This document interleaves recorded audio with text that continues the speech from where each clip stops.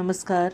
मैं रेखा धीमान आज एक नई कहानी के साथ आपके सामने प्रस्तुत हुई हूँ। कहानी का नाम है सयानी बुआ और इसे लिखा है मनु भंडारी जी ने। और मनु जी बहुत ही प्रसिद्ध कहानीकार और हिंदी साहित्य में उनका बहुत योगदान रहा है। तो ये कहानी मैं पढ़ रही थी और मुझे बहुत अच्छी भी लगी कि मनुष्य कितना भी कठोर दिखाई दे पर अंदर से कहीं ना कहीं उसमें जो मानवीय भावनाएं होती हैं वो उभर कर आती हैं। और अनुशासन प्रिय जो होते हैं उनके लिए समझा जाता है कि बहुत कठोर हैं, पर ऐसा नहीं होता। आप ये कहानी सुनना और इस कहानी को आप सब्सक्राइब करना मेरे चैनल को, और नीचे कमेंट भी अवश्य लिखना। कहानी अब मैं सुनाने जा रही हूँ, सयानी बुआ। सब पर मानो बुआ जी का व्यक्तित्व हावी है। सारा काम वहाँ इतना व्यवस्था से होता जैसे हम मशीनें हों जो कायदे में बंधी बिना रुकावट अपना काम किए चली जा रही हैं। ठीक 5 बजे सब लोग उठ जाते, फिर 1 घंटा बाहर मैदान में टहलना होता, उसके बाद चाय दूध, और उसके बाद अनु को पढ़ने के लिए बैठना होता। भाई साहब भी तब अखबार और ऑफिस की फाइलें आदि देखा करते। 9 बजते ही नहाना शुरू होता। जो कपड़े बुआ जी निकाल दे वही पहनने होते। फिर कायदे से आकर मेज पर बैठो और खाना खाकर काम पर जाओ। सयानी बुआ का नाम वास्तव में ही सयानी था, या उसके सयानेपन को देखकर लूने सयानी कहने लगे थे। सो तो मैं आज नहीं जानती, पर इतना अवश्य कहूँगी कि जिसने भी उनका यह नाम रखा वह नामकरण विद्या का अवश्य पारखी रहा होगा। बचपन में ही वे समय की जितनी पाबंद थी, अपना सामान संभाल कर रखने में जितनी पटु थी और व्यवस्था की जितनी कायल थी, उसे देखकर चकित हो जाना पड़ता था। कहते हैं जो पेंसिल वे एक बार खरीदती थी वह जब तक इतनी छोटी न हो जाए कि उनकी पकड़ में भी न आए तब तक वह उनसे काम लेती थी। क्या मजाल कि वह कभी खो जाए या बार बार नोक टूटकर समय से पहले ही समाप्त हो जाए। जो रबर उन्होंने 4वीं कक्षा में खरीदी थी उसे 9वीं कक्षा में आकर समाप्त किया। उम्र के साथ साथ उनकी आवश्यकता से अधिक चतुराई भी प्रौढ़ता धारण करती गई, और फिर बुआ जी के जीवन में इतनी अधिक घुल मिल गई कि उन्हें अलग करके बुआ जी की कल्पना ही नहीं की जा सकती थी। उनकी एक एक बात पिताजी हम लोगों के सामने उदाहरण के रूप में रखते थे, जिसे सुनकर हम सभी खैर मनाया करते थे कि भगवान करे वे ससुराल में ही रहा करें, वरना हम जैसे अस्त व्यस्त और अव्यवस्थित जनों का तो जीना ही हराम हो जाएगा। ऐसी ही सयानी बुआ के पास जाकर पढ़ने का प्रस्ताव जब मेरे सामने रखा गया, तब कल्पना कीजिए मुझ पर क्या बीती होगी। मैंने साफ इनकार कर दिया कि मुझे आगे पढ़ना ही नहीं, पर पिताजी मेरी पढ़ाई के विषय में इतने सतर्क थे कि उन्होंने समझाकर, डांटकर और प्यार दुलार से मुझे राजी कर लिया। सच में राजी तो क्या कर लिया, समझिए अपनी इच्छा पूरी करने के लिए बातें कर दिया। और भगवान का नाम गुहारते गुहारते मैंने घर से विदा ली और उनके यहाँ पहुँची। इसमें संदेह नहीं कि बुआ जी ने बड़ा स्वागत किया, पर बचपन से उनकी ख्याति सुनते सुनते उनका जो रौद्र रूप मन पर छाया हुआ था, उसमें उनका वह प्यार कहाँ तिरोहित हो गया मैं जान ही न पाई। हाँ, बुआ जी के पति, जिन्हें हम भाई साहब कहते थे, बहुत ही अच्छे स्वभाव के व्यक्ति थे, पर उससे कोई घर में लगा तो उनकी 5 वर्ष की पुत्री अनु। घर के इस नीरस और यंत्र चालित कार्यक्रम में अपने को फिट करने में मुझे कितना कष्ट उठाना पड़ा और कितना अपने को काटना छाटना पड़ा, यह मेरा अंतर्यामी ही जानता है। सबसे अधिक तरस आता था अनु पर। वह इस प्यारी सी उम्र में ही प्रौढ़ हो गई थी। न बच्चों का सा उल्लास, न कोई चहचहाहट। एक अज्ञात भय से वह घिरी रहती थी। घर में उस वातावरण में कुछ ही दिनों में मेरी भी सारी हंसी खुशी मारी गई। यूं बुआ जी की गृहस्थी जमे 15 साल हो चुके थे, पर उनका घर का सामान देखकर लगता था मानो सब कुछ कल ही खरीदा हो। गृहस्थी जमाते समय जो कांच और चीनी के बर्तन उन्होंने खरीदे थे, आज भी ज्यों के त्यों थे, जबकि उनका रोज उपयोग होता था। वे सारे बर्तन स्वयं खड़ी होकर साफ करवाती थी। क्या मजाल कोई एक चीज़ भी तोड़ दे। एक बार नौकर ने सुराही तोड़ दी थी। उसे उन्होंने इस कसूर पर बहुत डांटा था। तोड़ फोड़ से तो उन्हें सख्त नफरत थी। यह बात उनकी बर्दाश्त के बाहर थी। उन्हें बड़ा गर्व था अपनी इस सुव्यवस्था का। वे अक्सर भाई साहब से कहा करती थी कि यदि वे इस घर में न आती तो न जाने बेचारे भाई साहब का क्या हाल होता। मैं मन ही मन कहा करती थी कि और चाहे भी जो भी हाल होता, हम सब मिट्टी के पुतले न बनकर कम से कम इंसान तो अवश्य होते। बुआ जी की अत्यधिक सतर्कता और खाने पीने के इतने कंट्रोल के बावजूद अनु को बुखार आने लगा। सब प्रकार के उपचार करने कराने में पूरा महीना बीत गया, पर उसका बुखार न उतरा। बुआ जी की परेशानी का पार नहीं। अनु एकदम पीली पड़ गई। उसे देखकर मुझे लगता मानो उसके शरीर में ज्वर के कीटाणु नहीं, बुआ जी के भय के कीटाणु दौड़ रहे हैं, जो उसे ग्रसते जा रहे हैं।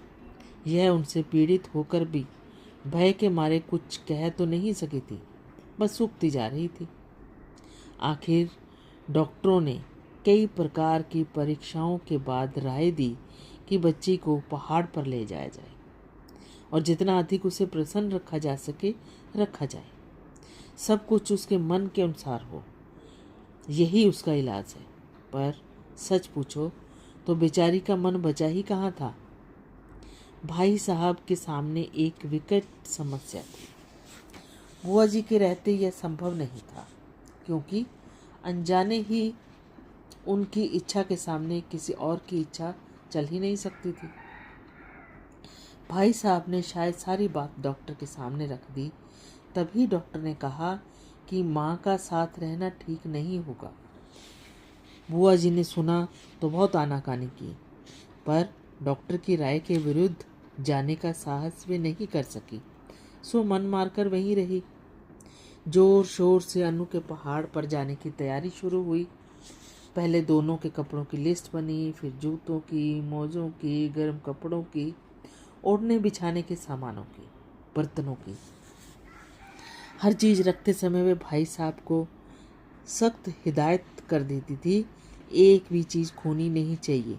देखो, यह फ्रॉक मत खो देना, 7 रुपये मैंने इसकी सिलाई दी है। यह प्याले मत तोड़ देना, वरना 50 रुपये का सेट बिगड़ जाएगा।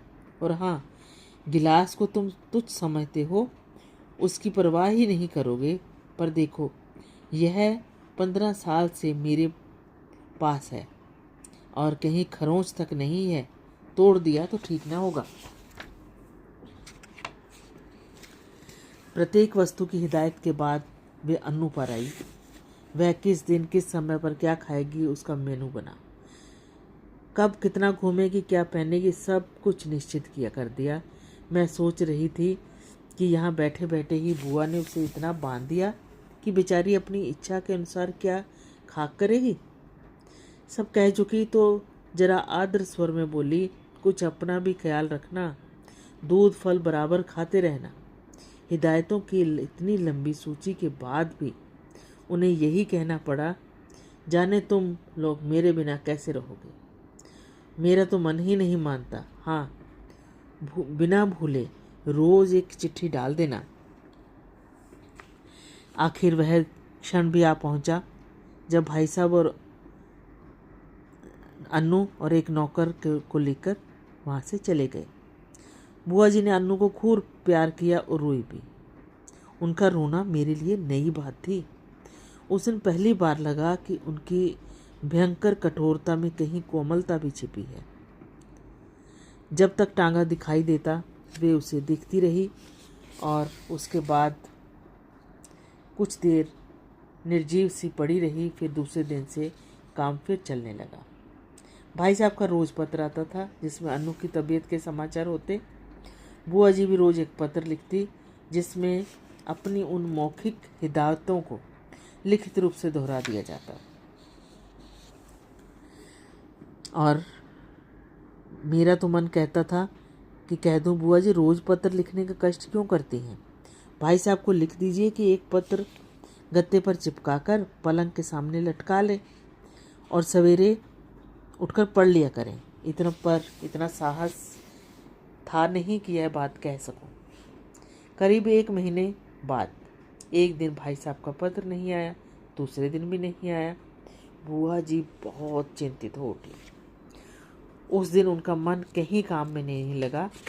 घर की कसी कसाई व्यवस्था कुछ शिथिल सी मालूम होने लगी और तीसरा दिन भी निकल गया।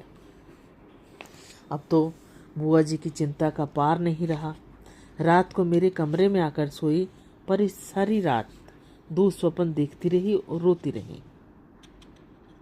और वे बार बार कहती कि उन्होंने स्वप्न देखा है कि भाई साहब अकेले चले आ रहे हैं, अन्नू साथ नहीं है और उनकी आंखें भी लाल हैं। और ये कहकर वो फूट फूट कर रो पड़ती। मैं तरह तरह से उन्हें आश्वासन देती, पर समय वह कुछ सुने ही नहीं रही थी। मेरा मन भी कुछ अन्नू के ख्याल से, कुछ बुआ की यह दशा देखकर बड़ा दुखी हो रहा था। तभी नौकर ने भाई साहब का पत्र ला कर दिया। बड़ी व्यग्रता से, कांपते हाथों से उन्होंने उसे खोला और पढ़ने लगी। मैं भी सांस रोककर बुआ जी के मुंह की तरफ देख रही थी कि एकाएक पत्र फेंक कर सिर पीटती बुआ जी चीख कर रो पड़ी। मैं धक रह गई। आगे कुछ सोचने का साहस ही नहीं होता था। आंखों के आगे अन्नू की भोली सी तस्वीर घूम गई। तो क्या अब अन्नू सचमुच ही इस संसार में नहीं है? यह सब कैसे हो गया? मैंने साहस करके भाई साहब का पत्र उठाया। लिखा था, प्रिय सियानी, समझ में नहीं आता किस प्रकार तुम्हें पत्र लिखूं, किस मुंह से तुम्हें यह दुखद समाचार सुनाऊं। फिर भी रानी, तुम इस चोट को धैर्यपूर्वक सह लेना। जीवन में दुख की घड़ियां भी आती हैं और उन्हें साहस पूर्वक सहने में ही जीवन की महानता है। यह संसार नश्वर है, जो बना है वह एक दिन मिटेगा ही। शायद इस तथ्य को सामने रखकर हमारे यहाँ कहा जा गया है कि संसार की माया से मोह रखना दुख का मूल है। तुम्हारी इतनी हिदायतों के और अपनी इतनी सतर्कता के बावजूद भी मैं उसे नहीं बचा सका। इसे अपना दुर्भाग्य के अतिरिक्त और क्या कहूँ। यह सब मेरे ही हाथों होना था।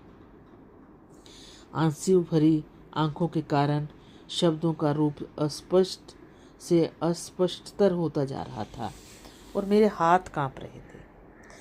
अपने जीवन में यह पहला अवसर था जब मैं इस प्रकार किसी की मृत्यु का समाचार पढ़ रही थी। मेरी आंखें शब्दों को पार करती हुई जल्दी जल्दी पत्र के अंतिम हिस्से पर जा पड़ी। धैर्य रखना मेरी रानी, जो कुछ हुआ उसे सहने की और भूलने की कोशिश करना। कल 4 बजे तुम्हारे 50 रुपए वाले सेट के दोनों प्याले मेरे हाथ से गिरकर टूट गए। अन्नू अच्छी है, शीघ्र ही हम लोग रवाना होने वाले हैं। 1 मिनट तक मैं हतबुद्ध सी खड़ी रही। समझ ही नहीं आया कि यह क्या से क्या हो गया। यह दूसरा सदमा था। जो ही कुछ समझी, मैं जोर से हंस पड़ी। किस प्रकार मैंने बुआ जी को सत्य से अवगत करवाया, वह सब मैं कोशिश करके भी नहीं लिख सकूंगी। पर वास्तविकता जानकर बुआ जी भी रोते रोते हंस पड़ी। 5 आने की सुराही तोड़ देने पर नौकर को बुरी तरह डांटने वाली बुआ जी 50 रुपए वाले सेट के प्याले टूट जाने पर भी हंस रही थी। दिल खोल कर हंस रही थी, मानो उन्हें स्वर्ग की निधि मिल गई थी। दोस्तों, कैसी लगी ये कहानी? कई बार ज़्यादा से ज़्यादा अनुशासन प्रिय होना या बहुत ही एक ही लाइन, सदी हुई लाइन पर चलना भी हानिकारक हो सकता है। हम गलत अंदाज़े लगा सकते हैं। तो ये कहानी आपको कैसी लगी? आपके विचार इस कमेंट बॉक्स में अवश्य लिखना। तब तक के लिए नमस्कार।